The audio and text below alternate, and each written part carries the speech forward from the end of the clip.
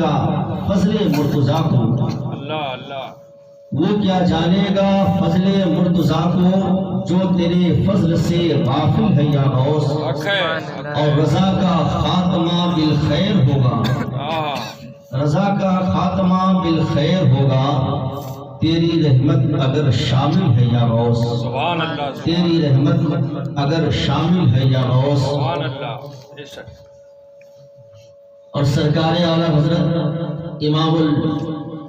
سبحان اللہ امام المرتبت سرکار اعلیٰ حضرت مجدد اعظم ہند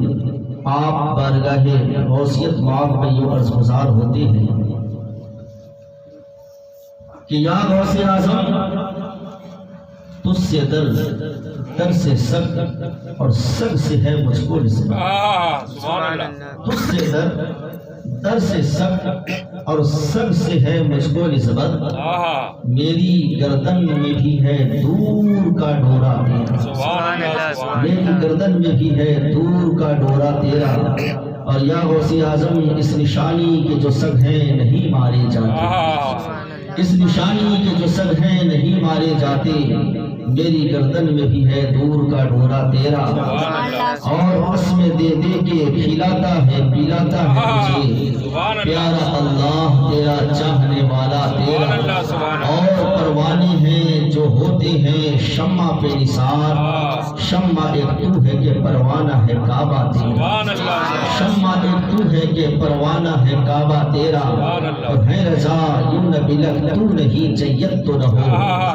ہے رضا یوں نہ بلک تو نہیں جیت تو نہ ہو، سیدی جیدی ہر دہر ہے مولا تیرا، اور تیری سرکار میں لاتا ہے رضا اس کو شفیع، تیری سرکار میں لاتا ہے رضا اس کو شفیع، جو میرا غوث ہے اور لاڈلا بیٹا، جو میرا غوث ہے اور لاڈلا بیٹا تیرا،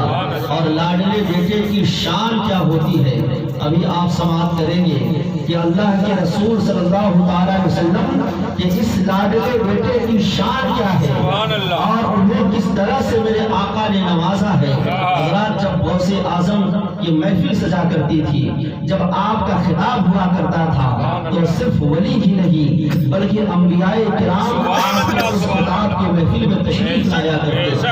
اور لا کر کے آپ کا خطاب سنا کرتے تھے۔ ایک مرتبہ میرے آقا حضرت موسیٰ علیہ السلام کے ساتھ تشریف لائے اور لانے کے بعد حضرت غوث اعظم تقریر فرما رہے ہیں، 70,000 کا مجمع لگا ہوا ہے اور 70,000 کے مجمع میں میرے غوث تقریر فرما رہے ہیں، آقا کریم تشریف لاتے ہیں، حضرت موسیٰ علیہ السلام ساتھ میں ہیں۔ میرے آقا نے حضرت موسیٰ سے فرمایا، موسیٰ بتاؤ کہ کیا تمہاری امت میں بھی کوئی ایسا خطیب ہے، کیا تمہارے امت میں بھی کوئی ایسا ولی ہے جو اس طرح سے خطاب کیا کرتا ہے یا اس طرح سے تقریر کیا کرتا ہے؟ حضرات تاریخ بتاتی ہے، سیرت غوث اعظم میں لکھا ہوا ہے کہ حضرت موسیٰ علیہ السلام عرض کرتے ہیں، اے اللہ کے محبوب میری امت میں کیا حضرت آدم سے لے کر صبح قیامت تک عبد القادر جیسا اللہ کا ولی نہیں ہوا ہے، ان کے جیسا کوئی خطیب نہیں ہوا ہے، ان کے جیسا کوئی تقریر کرنے والا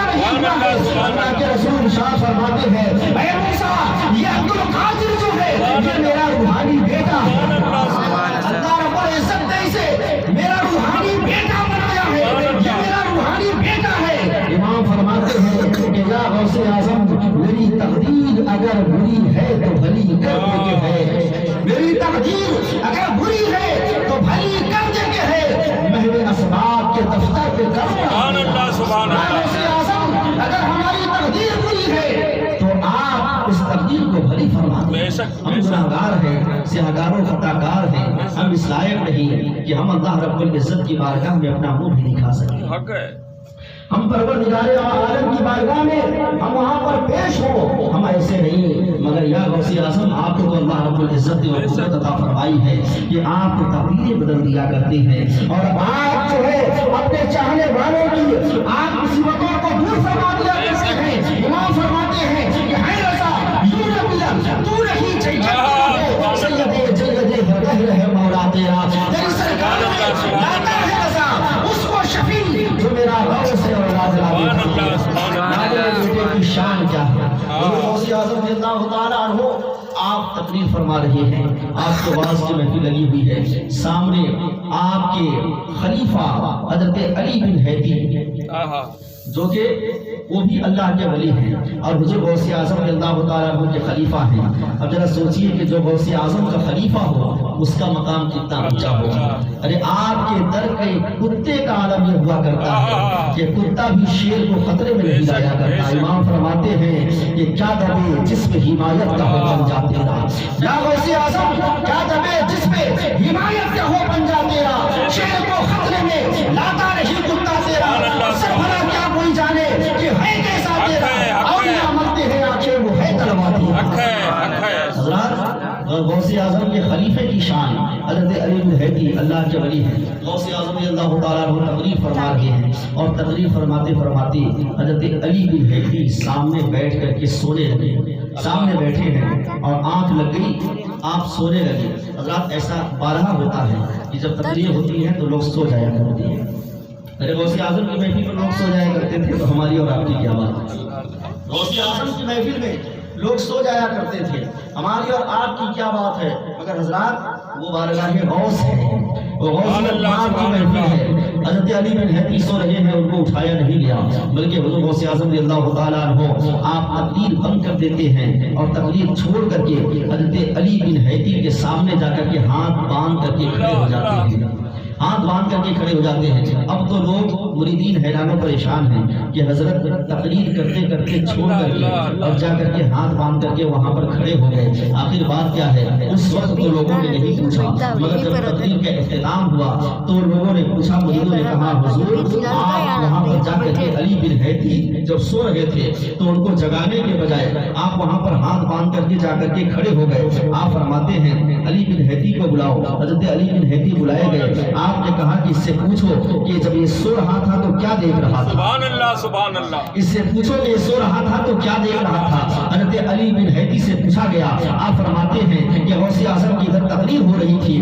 میری آنکھ لگ گئی اور جیسے ہی آنکھ لگی ویسے ہی میں نے دیکھا اللہ کے رسول صلی اللہ علیہ وسلم تشریف لائے ہیں۔ غوث اعظم کو اس محفل میں ساتھ میں حضرت علی مرتضی ہیں اور میرے آقا بھی تشریف لائے ہیں، میں ان کو دیکھ رہا تھا۔ حضرات گرامی یہ غوث کی محفل ہے جہاں پر لوگ بھی آیا کرتے ہیں، جنات بھی آیا کرتے ہیں، فرشتے بھی آیا کرتے ہیں، اور یہاں پر اللہ کے رسول کی جگہ آپ حراشی کے گھر تشریف لاتے ہیں، ہو جائے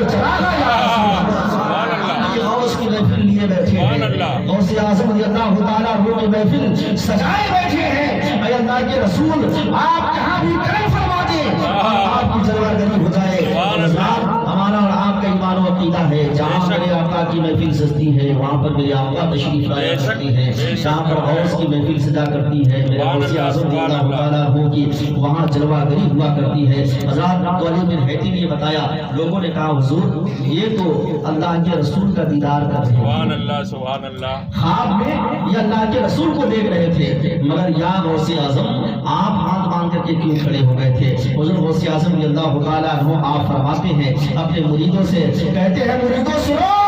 جو علی بن حیدی خواب میں دیکھ رہا تھا عبد القادر کو اسے جاگتے ہوئے دیکھ رہا تھا، عبد القادر اسے جاگتے ہوئے دیکھ رہا تھا، یعنی علی بن حیدی کے خواب میں میرے آقا تشریف لا رہے ہیں اور غوث اعظم اسے اپنی جاگتی ہوئی نظروں سے دیکھ رہے ہیں۔ سبحان اللہ سبحان اللہ، قربان جائیے وہ حضرت غوث اعظم رضی اللہ تعالیٰ عنہ کی شان ہے اور آپ کے ذکر کی محفل قربان جائیے۔ اللہ کے رسول ارشاد فرماتے ہیں حضرت مولا علی مشیر کشا سے کہ علی دیکھو ہمارا بیٹا کیسی تقریر کر رہا ہے، علی دیکھو کہ میرا بیٹا کیسی تقریر کر رہا ہے، کتنا اچھا خطاب کر رہا ہے۔ حضرات گرامی غوث اعظم رضی اللہ تعالیٰ عنہ آپ تقریر فرما رہے ہیں اور تقریر فرماتے فرماتے آپ نے اللہ کے رسول کے معراج کو بیان فرمایا کہ اللہ کے رسول کو اللہ رب العزت نے اپنے محبوب کو آسمانوں میں بلایا، عرش اعظم میں بلایا،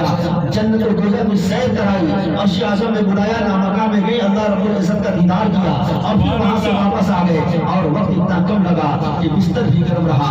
زنجیر بھی ہلکی رہی، وضو کا پانی بھی خوش نہیں ہوا ہے۔ حضرات ادھر سے جب غوث اعظم رضی اللہ تعالیٰ عنہ کی تقریر کی محفل سجی ہوئی تھی، ادھر سے ایک یہودی جا رہا تھا، اس نے سنا، جب اس واقعے کو سن کر کے کہتا ہے کہ ایسا نہیں ہو سکتا، اس نے اپنا دماغ لگایا، ارے غوث اعظم تو وہ ہے جو دماغوں میں نہیں آتے، اگر آپ دماغ کی میموری لگائیں گے تو آپ کا میموری ہیک ہو جائے گا، میموری ہیک ہو جائے گا، دماغ ہو جائے گا۔ غوث فرماتے ہیں کہ عبد القادر کی زبان سے جو بات نکلتی ہے وہ عبد القادر کی نہیں ہوتی، بلکہ وہ پروردگار عالم کی بات ہوتی ہے،